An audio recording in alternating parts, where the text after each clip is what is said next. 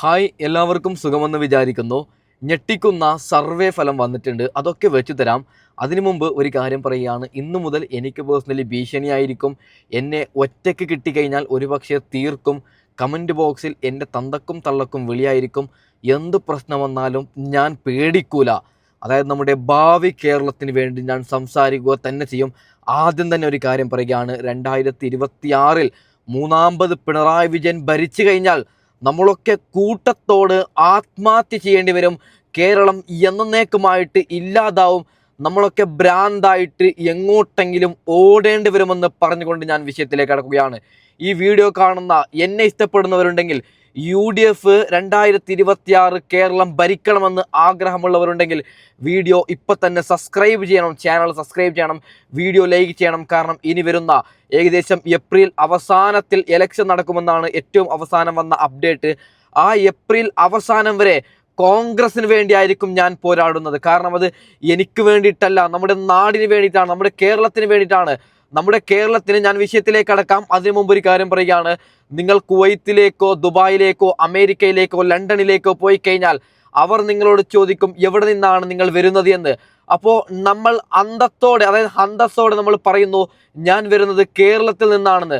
അപ്പോൾ നമുക്ക് രണ്ട് കൈയും തന്നവർ നമ്മളെ കെട്ടിപ്പിടിക്കുന്നു, സ്വീകരിക്കുന്നു, ഉമ്മ വെക്കുന്നു. അത്രയും വിലയാണ് ഈ കേരളത്തിനുള്ളത്.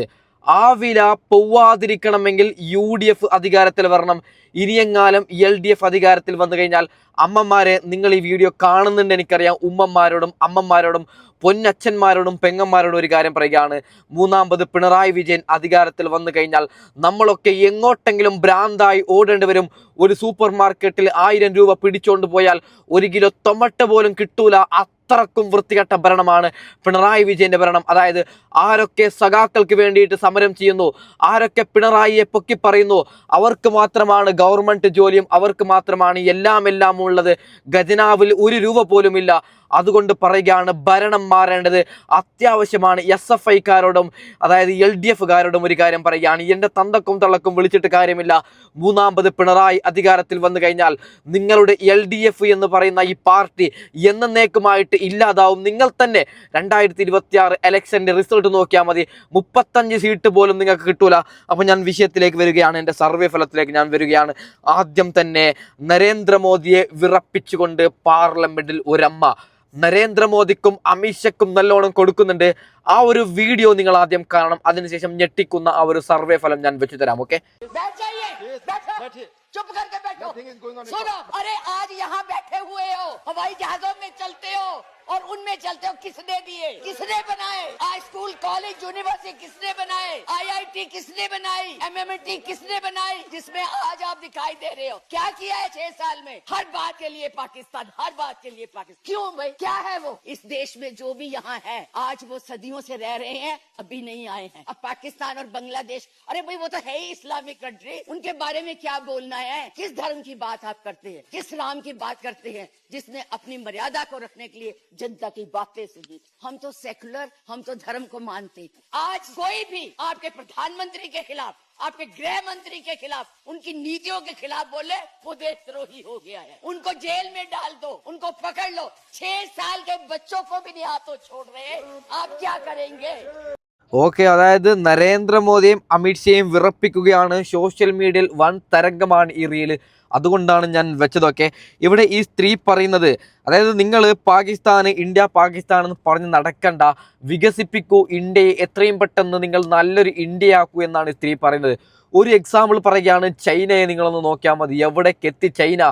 എല്ലാവരും ചൈനയെ വിമർശിച്ചു കൊണ്ടിരുന്നു കഴിഞ്ഞ 10 വർഷം കഴിഞ്ഞിട്ട്. അതായത് 10 വർഷം പിന്നോട്ട് നിങ്ങൾ ചിന്തിച്ചു കഴിഞ്ഞാൽ ചൈന എന്ന് പറയുമ്പോൾ നിലവിൽ എങ്ങനെയാണ്? ബംഗാളികൾക്ക് നമ്മൾ ആരും റെസ്പെക്ട് കൊടുക്കുന്നില്ല, അങ്ങനെയാണ്. പക്ഷെ നിലവിൽ എത്ര വികസിച്ചു ചൈന, എങ്ങോട്ടെത്തി? ഇന്ത്യ ഇവിടെ ഇങ്ങനെയാണ്. അതായത് ഇന്ത്യ എങ്ങോട്ടും എത്താതെ വർഗീയത പറഞ്ഞുകൊണ്ട്, ഹിന്ദു മുസൽമാൻ ക്രിസ്ത്യാൻ എന്ന് പറഞ്ഞുകൊണ്ട് ഇന്ത്യ നടക്കുകയാണ്. അതാണ് ഈ സ്ത്രീ ഇവിടെ പറഞ്ഞത്. അപ്പോൾ നമുക്ക് ഞെട്ടിക്കുന്ന സർവേ ഫലത്തിലേക്ക് കടക്കാം. ആദ്യം തന്നെ നിങ്ങൾ ഒരു നോക്കണം, അതായത് ഏറ്റവും അവസാനം വന്ന സർവേ ഫലം UDF 89 മുതൽ 96 സീറ്റ് വരെ നേടുമെന്നാണ് ജനങ്ങളുടെ ഒപ്പീനിയൻ സർവേ. ഇത് ഞാൻ ഉണ്ടാക്കിയ സർവേ അല്ല, ഏഷ്യനെറ്റ് ന്യൂസ്, മനോരമ ന്യൂസ് ഒക്കെ ഉണ്ടാക്കിയ സർവേ ഫലമാണ്. അതായത് ജനങ്ങളോട് നേരിട്ട് ചോദിച്ചിട്ട് ഉണ്ടാക്കിയ സർവേ ഫലമാണ്. ഇങ്ങനെയാണ് കാര്യത്തിൻ്റെ പോക്കെങ്കിൽ ഒരു പക്ഷേ ഞാനൊരു കാര്യം പറയാം, CPM-കാരെ എൻ്റെ തന്തക്കും തള്ളക്കും വിളിക്കണ്ട. നിങ്ങൾക്ക് 35 സീറ്റ് കിട്ടുന്നത് വലിയൊരു അത്ഭുതമായിരിക്കും. 35 സീറ്റ് വരെ നിങ്ങൾക്ക് കിട്ടൂല എന്നാണ് ഈ ഒരു സർവേ കാണുമ്പോൾ ഞാൻ പേഴ്സണലി മനസ്സിലാക്കുന്നത്. വോട്ടിംഗ് ഷെയറും നമുക്കൊന്ന് ജസ്റ്റ് ഒന്ന് കണ്ടു നോക്കാം. ഓക്കെ, അതായത് UDF-ന് 38% വോട്ടും LDF-ന് 33%, NDA-ക്ക് 14%, അതർസിന് 13% വോട്ടിംഗ് ഷെയറാണ് ഈ ഒരു സർവേ ഫലം പറയുന്നത്. പക്ഷേ ഇതിൽ 33 പറയുന്നുണ്ടെങ്കിൽ നിങ്ങൾക്കൊരു 20 പോലും കിട്ടൂല എന്നാണ് പൊൻ LDF-കാര. നിങ്ങളുടെ വിരോധമുള്ളത് കൊണ്ടല്ല പറയുന്നത്, നിങ്ങളുടെ പിണറായി വിജയൻ അങ്ങനെയാക്കി വെച്ചു നിങ്ങളുടെ ഭരണം. അതുകൊണ്ടാണ് ഇങ്ങനെ ജനങ്ങൾ വെറുക്കാനുള്ള കാരണം. കഴിഞ്ഞ ആദ്യത്തെ 5 വർഷം പിണറായിയുടെ ഭരണം എങ്ങനെയെന്ന് നിങ്ങൾ ചോദിച്ചു കഴിഞ്ഞാൽ ഉത്തരം മുട്ടാതെ ഞാൻ പറയാൻ കുഴപ്പമില്ല എന്ന്.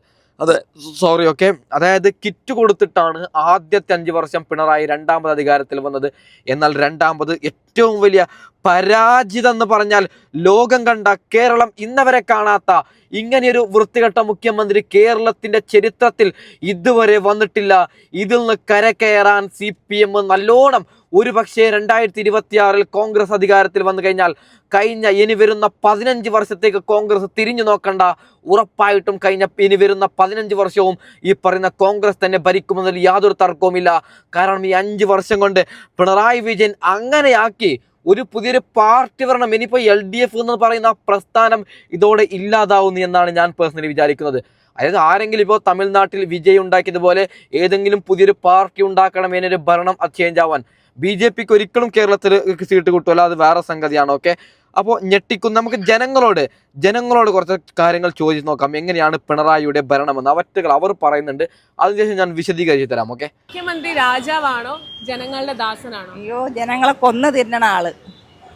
ജനങ്ങൾ അതിന് കഷ്ടപ്പെടാൻ ഇനി ഒന്നുമില്ല. ഇനി ഇതിലപ്പുറം എന്തോന്ന് മുഖ്യമന്ത്രി, ഇനി ഈ ഒരു മന്ത്രി വരേ ചെയ്യില്ലെന്നാണ് പറയണത്. മനുഷ്യൻ കഷ്ടപ്പെടാൻ ഒന്നുമില്ല, രോഗിക്കേണ്ട മാത്രം ചെയ്ത്.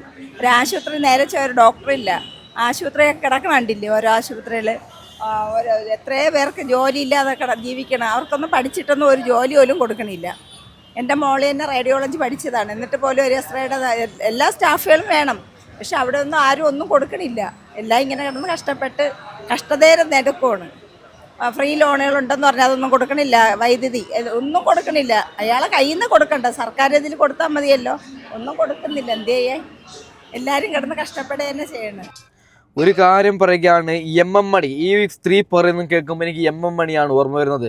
ഈ MM മണി എന്ന് പറയുന്ന CPM-ന്റെ വലിയൊരു നേതാവ് പറയുകയാണ്, പിണറായി വിജയൻ പെൻഷൻ കൊടുക്കുന്നുണ്ട്, പിണറായി വിജയൻ അത് കൊടുക്കുന്നുണ്ട്, ഇത് കൊടുക്കുന്നുണ്ട് എന്ന്. ഞാൻ MM മണിയോടൊരു കാര്യം പറയുകയാണ്, നിങ്ങൾ ആ ഒരു സ്റ്റേറ്റ്മെൻറ്റ് ഇറക്കിയ സമയത്ത് ഞാൻ നാട്ടിലില്ലായിരുന്നു. ഇന്ന് ഞാൻ അതിനുള്ള ഉത്തരം തരികയാണ്. MM മണി, പിണറായി വിജയന് പെൻഷൻ കൊടുക്കുന്നുണ്ട്, ശരി തന്നെയാണ്. അത് പിണറായി വിജയൻ കൂലിപ്പണിയെടുത്തിട്ടുണ്ടാക്കിയ പൈസയല്ല. ഞങ്ങൾ പാവപ്പെട്ട ജനങ്ങൾ കറണ്ട് ബില്ല് കിട്ടുന്നുണ്ട്. പിന്നെ പിണറായി വിജയൻ ഒരു വീട് കെട്ടണമെങ്കിൽ ഞാൻ അധ്വാനിച്ചിട്ട്, നമ്മൾ അധ്വാനിച്ചിട്ട് പൈസ ഉണ്ടാക്കിയിട്ട് ഒരു വീട് വെക്കണമെങ്കിൽ പിണറായി വിജയൻ നമ്മളതിൽ പൈസ കൊടുക്കണം. നികുതി മറ്റതും മറിച്ചതും പറഞ്ഞിട്ട് ഞങ്ങൾ പിണറായിക്ക് പൈസ കൊടുക്കുന്നുണ്ട്. ആ പൈസ പിണറായി എല്ലാവരുടെ കയ്യിൽ നിന്ന് മേടിച്ചിട്ട് അതിൽ നിന്ന് ചെറിയൊരു ശതമാനം എടുത്തിട്ടാണ് പെൻഷൻ കൊടുക്കുന്നത്. MM മണി, നീ പറഞ്ഞു MM മണി, അതായത് പിണറായി വിജയൻ പെൻഷൻ കൊടുക്കുന്നുണ്ട്, എന്നിട്ട് പോലും ഞങ്ങൾക്ക് വോട്ടിടുന്നില്ല എന്ന്. പിണറായിയുടെ പോക്കറ്റിൽ നിന്നാണോ MM മണി കൊടുക്കുന്നത്? ഇവിടെ ഈ സ്ത്രീ പറയുന്നത് നിങ്ങൾ കേട്ടല്ലോ, തിരിഞ്ഞു നോക്കുന്നില്ല. ഒരു കാര്യം ഞാൻ പറയാം, ചില ഹോസ്പിറ്റലുകളിൽ ആംബുലൻസ് ഉണ്ട്, ആംബുലൻസ് ഡ്രൈവർമാരില്ല. മറ്റു ചില ഹോസ്പിറ്റലുകളിൽ ആംബുലൻസ് ഡ്രൈവർമാരുണ്ട്, ആംബുലൻസുകളില്ല. നിങ്ങൾ ഗവൺമെൻറ് ഹോസ്പിറ്റലൊന്ന് കയറി നോക്ക്, മരുന്ന് കിട്ടുന്നില്ല. അവിടെ ഞാനൊരു കാര്യം പറയാം, മുമ്പൊക്കെ നമുക്ക് ഗവൺമെൻറ് ഹോസ്പിറ്റലിൽ പോയിട്ട് എന്തെങ്കിലും അസുഖമുണ്ടായ മരുന്ന് കഴിച്ചാൽ തീരും. ഇപ്പം അങ്ങനെയല്ല. പോയി കഴിഞ്ഞാൽ എപ്പോഴത്തെയോ 4 മരുന്ന് എഴുതി തരുന്നുണ്ട്. അതും നമ്മൾ കുടിച്ചു കഴിഞ്ഞാൽ നമ്മുടെ രോഗം മാറുന്നില്ല. കാരണം മരുന്നില്ല. മെഡിക്കലിൽ നിന്ന് പോയി മേടിക്കണം, എഴുതി തരുന്നുണ്ട്. ഇത് മെഡിക്കലിൽ നിന്ന് പോയി മേടിക്കാൻ പറയുന്നുണ്ട്. പിന്നെ എന്തിനാണ് ഇതിന് ഗവൺമെൻറ് ഹോസ്പിറ്റലിൽ നിന്ന് പേര് വെച്ചത്? ഓക്കെ, ഞാൻ പറഞ്ഞാൽ കൂടി പോകും. ഓക്കെ, ഞെട്ടിക്കുന്ന മറ്റൊരു വാർത്തയും കൂടി വരുന്നുണ്ട്. കഴിഞ്ഞ ദിവസങ്ങളിൽ നിങ്ങളൊരു വീഡിയോ കണ്ടിട്ടുണ്ടാവും. ഒരു DYFI പ്രവർത്തകൻ, ഒരു SFI പ്രവർത്തകന് ഒരു പോലീസിനെ വെല്ലുവിളിക്കുകയാണ്. എടാ പോലീസ് എന്ന് പറഞ്ഞുകൊണ്ട് പോലീസിൻ്റെ തന്തക്കും തള്ളക്കും വിളിച്ചുകൊണ്ട് പറയുകയാണ്, ഈ രാജ്യം ഭരിക്കുന്നത്, അതായത് ഈ കേരളം ഭരിക്കുന്നത് പിണറായി വിജയനാണ്.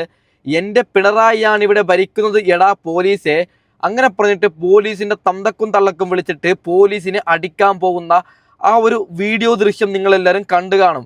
പോലീസ് ആകട്ടെ മിണ്ടാപ്രാണിയെ പോലെ പേടിച്ചിട്ട് മിണ്ടാണ്ടിരിക്കുന്ന ഒരു വീഡിയോ നിങ്ങളെല്ലാവരും കണ്ടിട്ടുണ്ടാവും. എന്നാൽ ഞങ്ങളെപ്പോലുള്ള യൂട്യൂബർമാർ പോലീസിന് നല്ലോണം കൊടുത്തു. ഞാനൊക്കെ വീഡിയോ ഇട്ടിട്ടുണ്ട്. ഞാൻ പറഞ്ഞു, എടാ പോലീസ് നീ പോലീസ് എന്ന് പറഞ്ഞാൽ എന്ത് കാര്യം, SFIക്കാർക്ക് നീ എന്തിന് പേടിക്കുന്നു എന്ന് ഞാൻ പോലീസിനോട് ചോദിച്ചു. ഞങ്ങളെല്ലാവരും ചോദിച്ചു.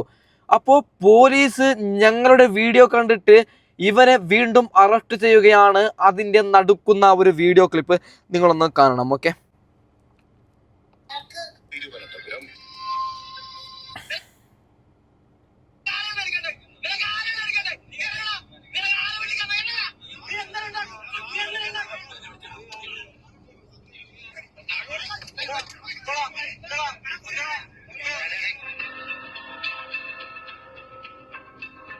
യൂണിഫോമിട്ട ഉദ്യോഗസ്ഥനെ തടഞ്ഞു നിർത്തി അസഭ്യം പറയുക, ആക്രമിക്കാൻ മുതിരുക. ഭരണകക്ഷിയുടെ മുന്നിൽ നഗരൂരിൽ നടന്നത് അഴിഞ്ഞാട്ടമായിരുന്നു. എന്നാൽ ആർക്കും വിരട്ടാവുന്നവനല്ല താനെന്ന് നഗരൂർ SI അൻസാർ തെളിയിച്ചു. 100-ലധികം പ്രവർത്തകർ വളഞ്ഞിട്ട് വെല്ലുവിളിച്ചിട്ടും ഒരിഞ്ചു പോലും പതറാതെ അസാമാന്യ മനോധൈര്യത്തോടെയാണ് അൻസാർ ആ സാഹചര്യത്തെ നേരിട്ടത്. ഈ ദൃശ്യങ്ങൾ ഇപ്പോൾ സോഷ്യൽ മീഡിയയിൽ വൈറലാണ്.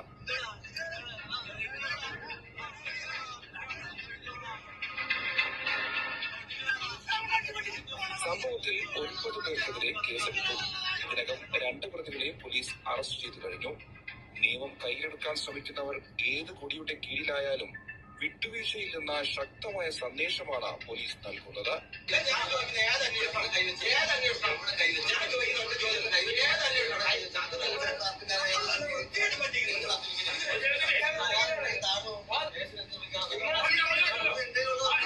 പോലീസിന്റെ മനോധൈര്യം കെടുത്തരുത് എന്ന് നിയമസഭയിൽ പറയുന്ന മുഖ്യമന്ത്രി സ്വന്തം പാർട്ടിക്കാർ തന്നെ പോലീസിനെ തെരുവിൽ നേരിട്ട ഈ സംഭവത്തിൽ എന്ത് നടപടിയെടുക്കും?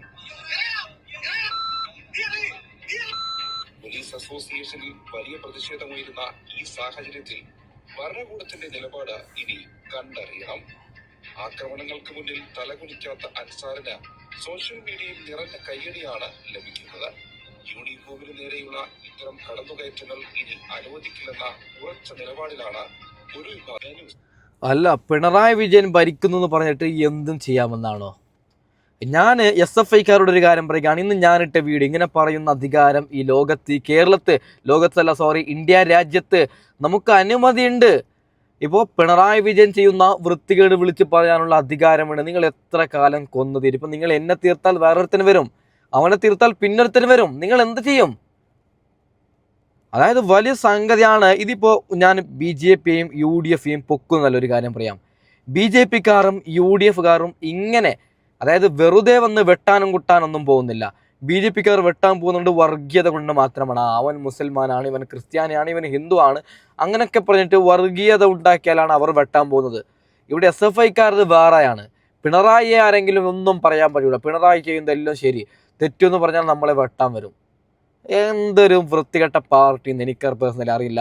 ഞാൻ എൻ്റെ പൊന്നു പ്രേക്ഷകരോട് പറയുകയാണ്, നിങ്ങൾ ഇതുവരെ ഒരു പക്ഷേ ഈ CPMനായിരിക്കും വോട്ടിട്ടത്. ഒരു 10 വർഷത്തേക്ക് അവരൊന്നും മാറി നിൽക്കട്ടെ, ഇല്ലെങ്കിൽ നമ്മുടെ കേരളം എന്തൊക്കെയോ വൃത്തികേടിലേക്ക് പോകും. അതുകൊണ്ട് നാളെ മുതൽ ഞാൻ തുടങ്ങിക്കഴിഞ്ഞു. ഇനി കോൺഗ്രസിന് വേണ്ടി മാത്രമാണ് സംസാരിക്കുന്നത്. കോൺഗ്രസിനോടുള്ള അതിയായ ഇഷ്ടം കൊണ്ടൊന്നുമല്ല, നമ്മുടെ കേരളത്തിനോടുള്ള ഇഷ്ടം കൊണ്ടാണ്. ഇനിയിപ്പോൾ VD സതീശനോ K മുരളീധരനോ അല്ലെങ്കിൽ ഈ പറയുന്ന സണ്ണി ജോസഫോ ഷാഫി പറമ്പിലോ രാഹുൽ മാങ്കൂടത്തിലോ ആരെങ്കിലും ഭരിക്കട്ടെ, ശശി തരൂരോ ആരെങ്കിലും ഭരിക്കട്ടെ. പിണറായി വിജയൻ ഇപ്പോൾ 3ാമത് അധികാരത്തിൽ വന്നു കഴിഞ്ഞാൽ പിണറായി ആയിരിക്കും ഭരിക്കുക. ഈ വയസ്സാം കാലത്ത് അദ്ദേഹം എങ്ങനെയാണ്? അദ്ദേഹത്തിന് ഒരു മൈക്കിൽ ഒന്നും സംസാരിക്കാൻ പോലും പറ്റുന്നില്ല. പിന്നീട് MV ഗോവിന്ദൻ പറയുന്നത് പച്ചക്കളവ് പറയുന്ന ആ വൃത്തികൾ മാറന്ന് വായിൽ വരും. അപ്പോൾ പറഞ്ഞു വരുന്നത് UDFനെ എങ്ങനെയെങ്കിലും വിജയിപ്പിക്കണം. ഓക്കെ, അതുകൊണ്ട് നാളെ തൊട്ട് നമ്മൾ അതിന് ആ CPM കാണിക്കുന്ന വൃത്തികേടും CPM കാണിക്കുന്ന എല്ലാ നെറികേടും സ്ക്രീനിൽ കൊണ്ടുവരും. ഒന്ന് സബ്സ്ക്രൈബ് ചെയ്തൊന്ന് സഹകരിക്കണേ. ഞാൻ പോയിന്റ് ഓഫ് ചെയ്യുന്നു. Okay, by.